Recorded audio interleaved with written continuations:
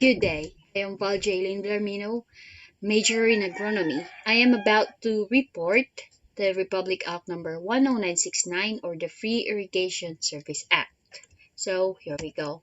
So for the introduction of this act is providing free irrigation service amending for the Purpose Republic Act number 3601, an act granting the National Irrigation Administration June 22, 1963, as amended appropriating funds therefore and for other purpose. So enacted by the Senate and the House of Representatives in Congress, and it began on Monday, 24th of July 2017 under President Duterte administration. So for the Section 1 short title, so this act shall be known as the Free Irrigation Service Act. For the Section 2 declaration of the policy, first is to promote comprehensive rural development, food self-sufficiency, equitable access to opportunities, and sustained productivity. So, as key strategies to raise the quality of life in rural areas and attain overall national development. And second, also that the state also ensure the vital support services are made available, particularly irrigation services. So, this is to ensure that the continued construction, repair, and maintenance of necessary irrigation facilities, as well as increasing production of agricultural crops, encourages productivity and increased incomes of the farmers. So, this state affirms its commitment to contribute to the lowering of the cost.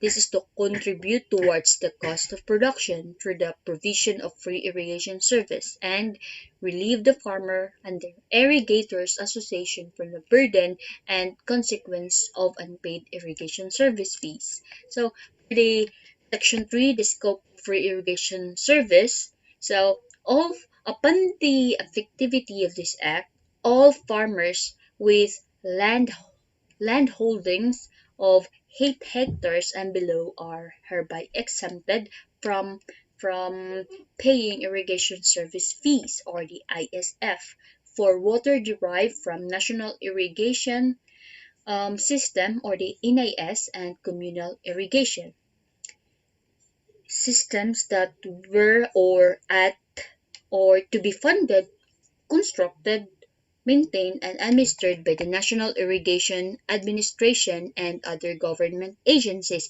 including those that have been turned over to irrigators association. So for the farmers also with more than 8 hectares of land, corporate farms and plantation, drawing water for agricultural crop production, and fish ponds and other persons, natural or juridical, farmers drawing water for non-agricultural purposes from the National Irrigation System, the NIS and CIS, or using their drainage systems as drainage facilities will continue to be subject to the payment of industrial supplements or the ISF per hectare.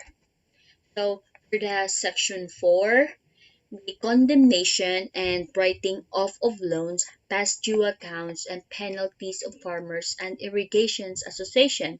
To achieve the objectives of this act, all unpaid ISF and the corresponding penalties of the farmers with 8 hectares and below the NIA and all loans, past due accounts, and the corresponding interest and penalties of IAS to NIA are hereby condoned and written off from the books of NIA. So, for the Section 5, the NIA, for the Section 5, rather, the operation and maintenance of National Irrigation System. So, the NIA shall continue to develop, operate, and maintain NIS. However, delegate operation and maintenance of secondary and tertiary canals and farm ditches to capable IAS, the NIA shall provide the equivalent funds for operation and maintenance of these facilities. And also, the NIA shall issue the necessary policies, qualification requirements, and selection process in determining the capability and capacity of IAS to operate and maintain this portion of NIS. So for the Section 6, operation and maintenance of communal irrigation system. So the communal irrigation system shall continue to be operated and maintained by IES in lieu of the ISF that are no longer billed from exempt farmers. The national government shall provide the equivalent fund for the operation and maintenance of CIS. So for the Section 7, the collection and use of ISF. So, in addition, funds provided by the national government for operation and maintenance of NIS and CIS, the NIA shall issue of ISF, including unpaid ISF of those not exempted under the Act. So, for the Section 8, technical assistance to irrigators associations. The NIA and the other government agencies shall provide technical assistance to IAS on the operation and maintenance of national and communal irrigation systems and on farm enterprises management. So for the Section 9 appropriation, so the amounts necessary for the implementation of this act shall be included in the Annual General Appropriations Act. For the Section 10, the implementing rules and regulations. So within 3 months from the start of the effectivity of this act, the NIA, in consultation with concerned government agencies, farmers, IAS, farmer cooperatives, and other stakeholders shall promote the implementing rules and regulations of this act. So for the Section 11, the separability clause. So, if any provision of this act is declared invalid or unconstitutional, rather, the other provision now affected by such declaration shall remain in full force and effect.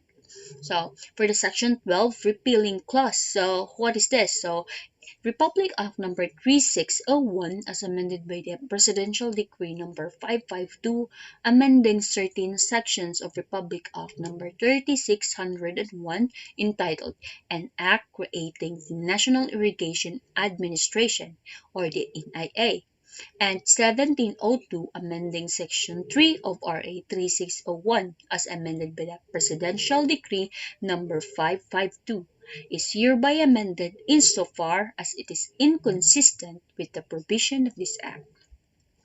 So for the Section 13, the effectivity, this Act shall take effect after 15 days from its publication in the Official Gazette or in two newspapers of general circulation.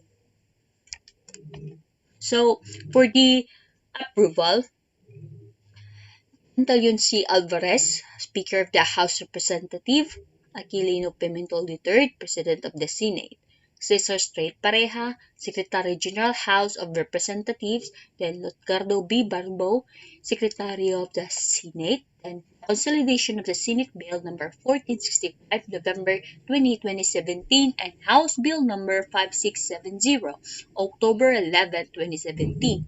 And this Republic Act was approved on February 2, 2018, approved by Rodrigo Roa Duterte, President of the Philippines. So, the all other laws, presidential decrees, issuances, executive orders, letter of instructions, administrative orders, rule or regulation, then contrary to or inconsistent with the provision of this act are hereby repealed, modified, or amended accordingly. You know what? Our current president, Rodrigo Duterte, is so very intelligent since he was able to make, he was able to or approve a certain Republic Act or the free irrigation service for the farmers as this is beneficial to every farmers for especially for our farmer because due to this opportunity there will be a lot of rice farmer able to produce a certain amount and then they will be happy of course that they will be no more thinking of the payments for the irrigation. This Republic Act is very helpful to everyone, for the farmers, student agriculturists, for the research, for everyone also. So, so in this presentation, that would be all. Thank you. Thank you for listening. Have a good day.